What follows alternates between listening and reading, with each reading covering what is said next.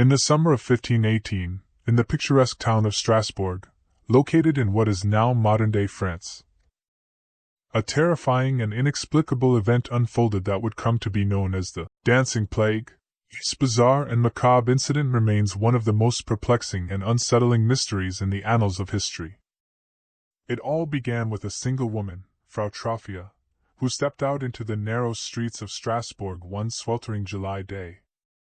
She began to dance, her movements wild and erratic, and her face contorted with an eerie mix of joy and agony. At first, bystanders were amused and intrigued by her strange display, but as the hours turned into days, their amusement turned to fear. What made this bizarre episode even more terrifying was that Frau Troffea's dancing was ceaseless. She danced through the day and night, ignoring her body's pleas for rest and nourishment.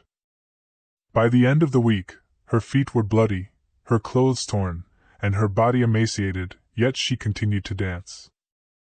The spectacle of a lone woman dancing herself to the brink of death quickly captured the attention of the townspeople. It wasn't long before others joined in, compelled by an inexplicable urge to dance. Within a month, over 400 people in Strasbourg were caught in the grip of this manic dance hysteria. The afflicted danced in a nightmarish trance, their movements growing more frenzied and desperate with each passing day. The authorities, unable to explain or control the situation, sought outside help. Desperate measures were taken, including constructing stages and providing musicians to encourage the afflicted to dance even more.